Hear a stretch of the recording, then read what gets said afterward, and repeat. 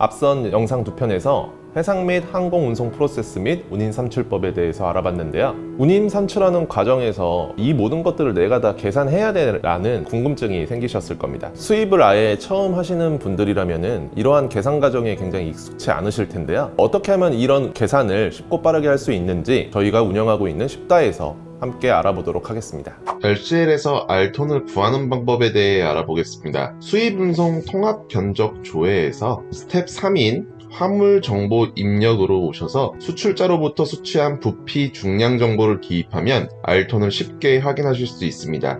우선 R톤에 대해서 다시 한번 알아볼까요? R톤은 CBM과 톤을 비교하여 큰 값으로 결정된다고 말씀드렸는데요.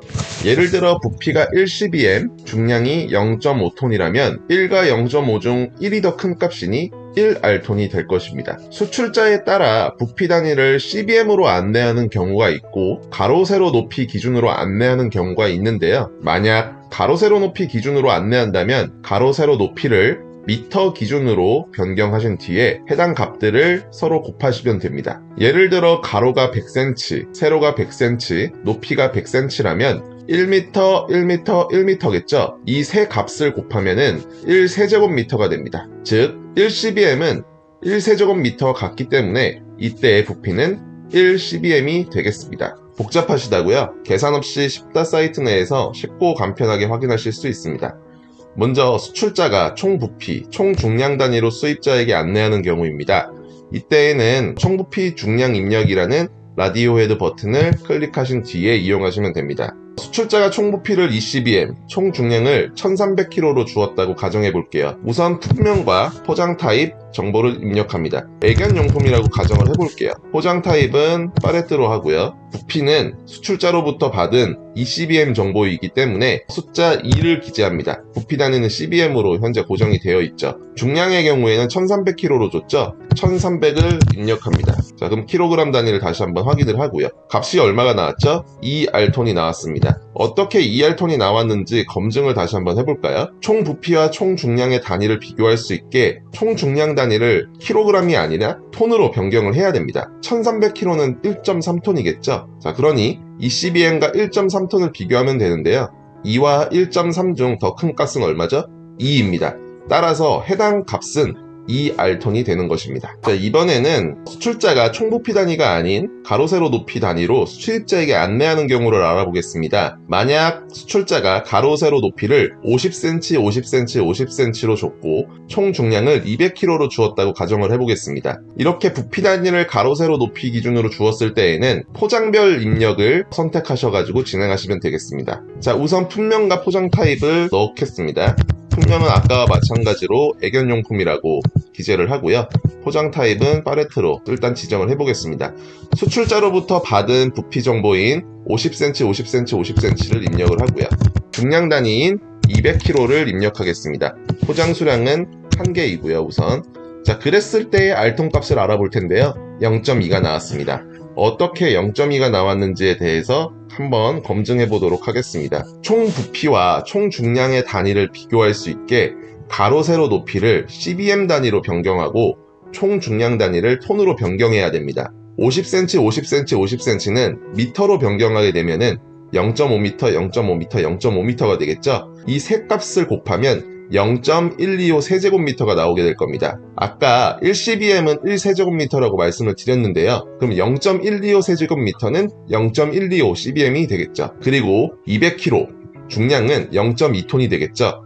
즉 0.125 CBM과 0.2톤을 비교하실 수 있으실 텐데요. 이때의 큰 값은 얼마인가요? 바로 0.2입니다. 따라서 이때의 R톤은 0.2가 되겠습니다. 별도로 쉽다 사이트에 가입하지 않고도 R톤 정보를 확인하실 수 있으니 단위 계산이 헷갈리시는 분들은 한번 이용해 보셔도 좋을 것 같습니다.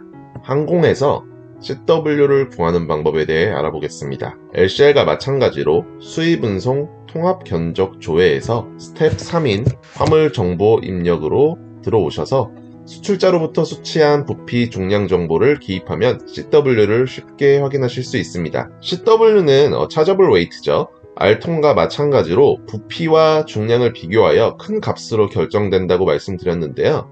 R톤을 구할 때와는 조금 다르게 부피를 가로 세로 높이를 센티미터 기준으로 곱한 다음 6000이라는 값을 나누고 해당 값을 킬로그램과 비교하여야 됩니다. 예를 다시 한번 들어볼게요. 수출자로부터 받은 가로 세로 높이가 60cm, 60cm, 60cm라면 세 값을 곱하면 21만 6000이라는 값이 나옵니다.